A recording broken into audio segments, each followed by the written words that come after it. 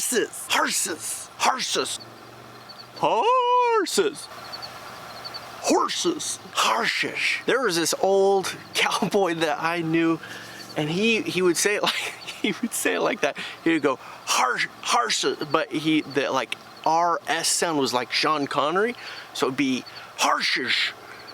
It was crazy. I don't even know that I could do it. Horses.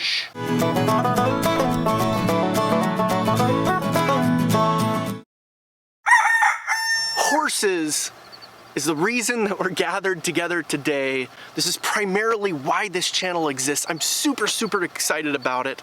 Welcome to Typically Hazardous. My name is Steven. Today is a horse day, and I couldn't be more thrilled. Now, as a disclaimer, I am an idiot. I am not good at everything. I have been injured more times than I can count with horses and around horses. And so take this as a disclaimer. If you do things around horses, it's an inherently hazardous task, thus typically hazardous. The first thing I need to explain is why horses. I've read 2 books that have ruined me for the rest of my life. The first one is called West by Lightning. My mother-in-law got it for my birthday or something, and I loved it. It covered the history of the Pony Express, the experience of the riders. It was incredible. I loved it. I'll put the link to that down in the description here. And while I'm thinking about it, go ahead and like the video. If you like the video, please subscribe. We'd love to have you. And you can follow us as we do all of these cool adventures with our horses. This second book is one called My Final Ride, and it's about a man who rides from Mexico to Canada, or I think he actually goes from Canada to Mexico right before he passes away from cancer. It's incredible, an amazing, amazing journey, but it's gotten me obsessed, absolutely bonkers. Just obsessed with doing some of these crazy historic rides. So I want to do rides like the Pacific Crest Trail, which is from Mexico to Canada, or Canada to Mexico, however you want to ride it. I've got to do it. I need to do it. The Oregon Trail. I've got to do, of course, the Pony Express. I've got to recreate the Pony Express myself. I'm living for it.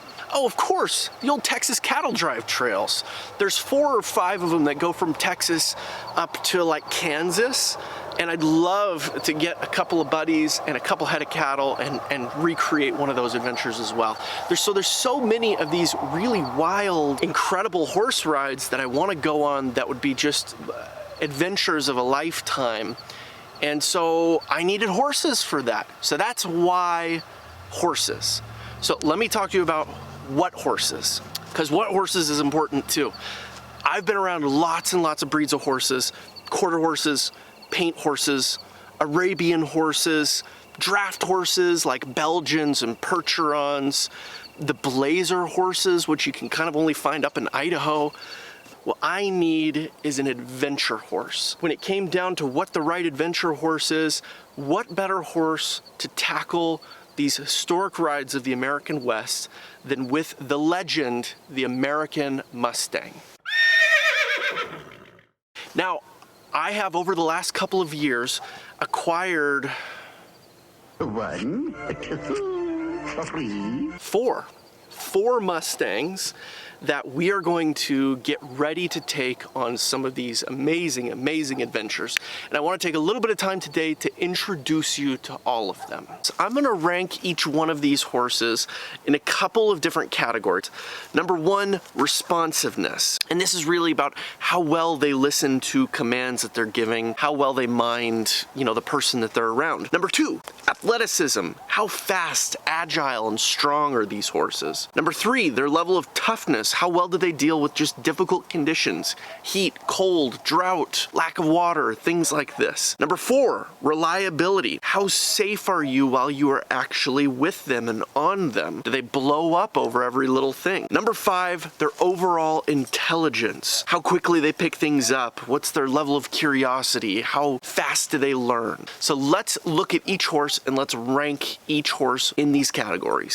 first up is the oldest horse of the lot. This is Holloway. He's 7 years old. He's got that beautiful Appaloosa coloring. He was gathered up from the wild as about a 5-year-old. When they gather them up, they castrate them so that they don't continue to breed and overbreed. And he has no idea that he's been castrated. And so he gets a little dumb sometimes because he still thinks he's a stallion. All right, so his responsiveness level, I'm gonna put him at a 6 out of 10. He's not bad. He's really not bad, but needs a little bit of work there. His athleticism, I'm gonna put him at an 8 out of 10. He is my most athletic horse out of this group. He's really fast, he's very agile, he's very strong. His toughness level, I'm gonna put him at about a 6, I think. Tough horse, and we're talking Mustang. 6 for a Mustang is like a 9 for a quarter horse. Reliability, I think I'm gonna give him a 1 out of 10 on reliability. He got the name Holloway because he's named after my great-grandfather Holloway, who spent some time in prison for murder. So that should give you an idea.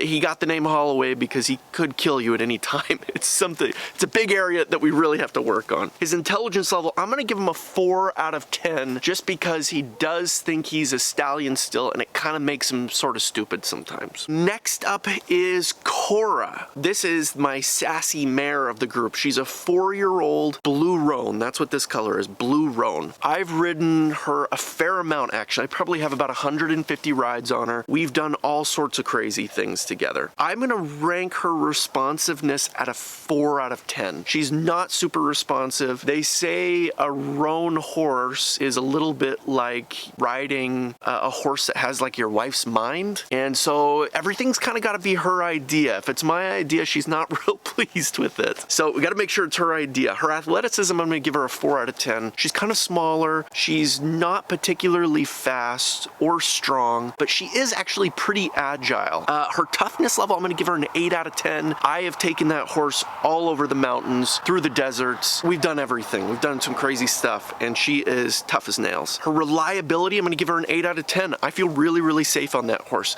She doesn't do anything foolish. She doesn't buck. She doesn't bolt. She doesn't do anything crazy at all. Her intelligence level, I'm going to give her an 8 out of 10 as well. So while she might be a little sassy and a little stubborn, she's really, really smart. Fun fact about Cora, I have chased buffalo across the plains on that horse. I wish I'd have got video of it. It was an incredible, exhilarating experience, and she took care of me the whole time. Now we're moving on to the youngsters of the group. The first one here is Cash, aka Donkey Face, and it's probably not hard to figure out how he got that nickname. He definitely looks like he's got a little donkey ancestry somewhere along the way. He's about, well, just turned 3 years old. He's kind of that donkey brown and gray color. Also a gelding. He has not been started at all, so you cannot ride him today. That's going to be one of our really big projects. I'm going to rank his responsiveness at a 1 out of a 10. Donkeys are stubborn, and he definitely got that particular gene. His athleticism, I'm going to give him a 4 out of 10, although I don't know for sure yet just because I haven't ridden him much, but I think he looks like he's going to be a little bit on the slower side, just my guess. His toughness, I'm going to give him an 8 out of 10. That guy can do anything. He's amazingly tough. His reliability, I'm going to give him an 8 out of 10 as well, even though I haven't ridden him yet, but he is not afraid of anything. I could probably go up and throw a saddle on him right now, and he wouldn't even blink, although that's never happened to him before.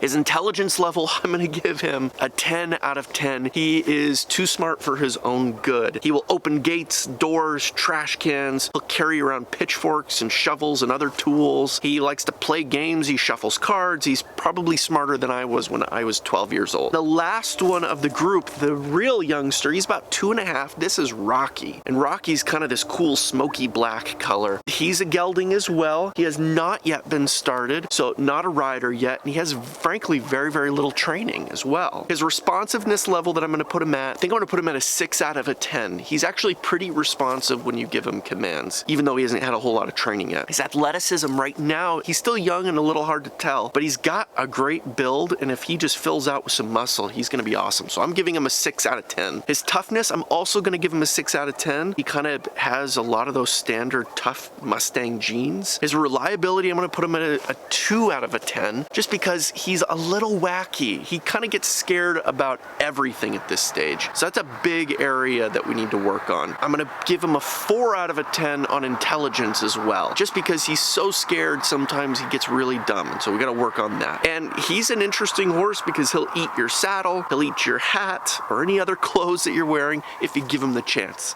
Now the reality is, these horses are nowhere close to ready to take care of my sorry behind over the course of some of these wild, wild historic rides.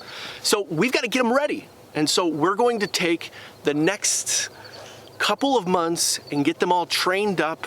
We're going to level those horses up so that when we actually take them out into the wild, we'll all make it through okay.